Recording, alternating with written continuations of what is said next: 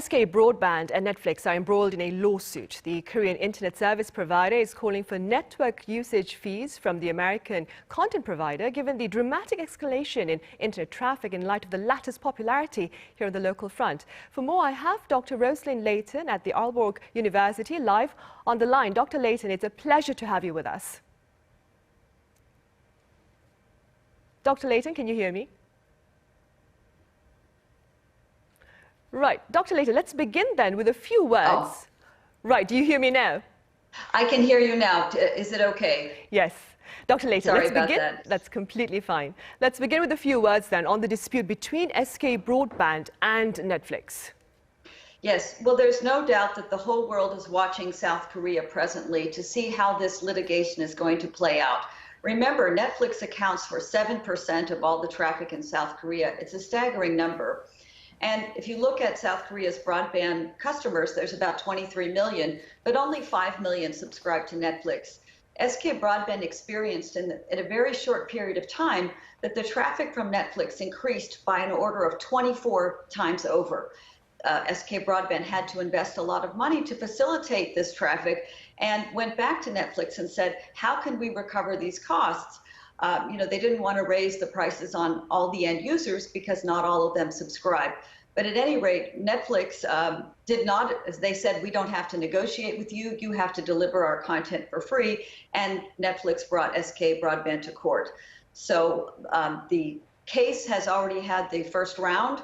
It ruled in SK Broadband's favor. And now the next step is underway. Right. So as you mentioned, last June, the Seoul Central District Court that has ruled in favor of SK Broadband, and Netflix in response has since appealed the case to the Seoul High Court. That being said, Dr. Layton, I understand Netflix has proposed an alternative solution. Yes, indeed. Netflix would like to provide copies of its content in these big servers and put them inside SK Broadband's network. Now, the problem with that is that those are big servers, they take up a lot of space, and they can only be used for Netflix content. So SK Broadband can't use that capacity for any other content. It can't use it during the rest of the day. So it's not a great solution.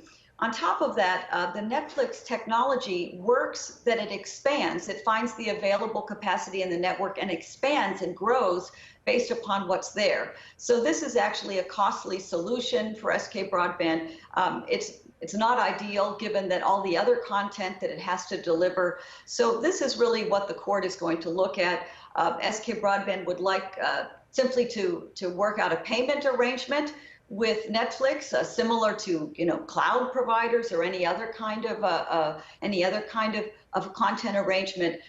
So whereas Netflix simply says, look, you're obligated to deliver our traffic for free. Remember, Netflix got started as a DVD by mail company. They used to pay the postal service, to deliver their content. When they went to the internet, they sort of said, well, gee, we don't have postage anymore. But if we want to have the investment in networks, we have to find, policymakers have to find a way to resolve these, to make sure that the cost of running the network are recovered. Right. And while we wait for this decision by the court itself, then, Dr. Layton, where do you stand with regard to this ongoing legal battle between these two private companies?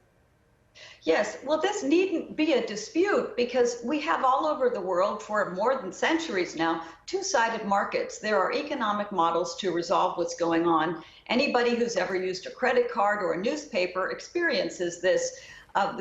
SK Broadband is a two-sided market, has a platform. It serves on the one hand, it builds the network to end users, it runs the customer accounts, and on the other side, it's working with content providers like Netflix or Facebook or Naver or what have you, and offering them delivery and storage, security, computing, and a different set of services. So what Netflix wants is for all of the network costs to be borne by the end user while they pay zero. Now, that is called free riding. And if you have that situation, the network will be degraded.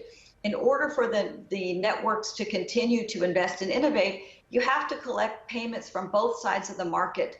And obviously, they're for different services and different things. But this ensures the best outcome for everybody. Right. Dr. Layton, how have disputes between internet service providers and content providers been settled elsewhere that's beyond South Korea? Absolutely. Well, this is certainly not the first time this has emerged. A lot of governments around the world are imposing taxes on Netflix. They're imposing regulatory requirements. They are wanting to regulate Netflix like a broadcaster, for example. It needn't be that way. I mean, we have technology today to enable a fair cost sharing. If you look at cloud business models, you set up a payment in advance based upon the amount of traffic that you bring into the network. And certainly South Korea is on the forefront because its government and parliament has figured out that we need to, if a company like Netflix refuses to negotiate, if it abuses its market power, then the government needs to find a way to recover the costs so that the networks can invest and ensure that they can deliver the content for everyone. Dr. Layton, pundits say a final ruling on the case between SK Broadband and Netflix looks to have extensive implications. What are your thoughts, very briefly speaking? Yes, well, there's no doubt the world is watching this case. It is a David and Goliath case. You have a little broadband provider like SK, which is standing up to a global giant, Netflix, the David, if you will, and I'm sorry, the Goliath in this story. So it will have global implications because of where you've seen the Korean policymakers really come together to understand that if you want to have a broadband ecosystem, if you want an internet ecosystem, that the different parties have to be able to recover their costs. The business models have to work for the different actors in the ecosystem. So obviously the world is hoping that South Korea will provide a solution, that the court will prevail to be able to find fair cost recovery model, and that the networks will continue to be top. South Korea is recognized as the world's #1 broadband model, and that really reflects that policymakers have been on the forefront of solving these disputes. Right. All right, Dr. Layton, thank you very much for making the time to join us live at this hour with your thoughts. Thank you.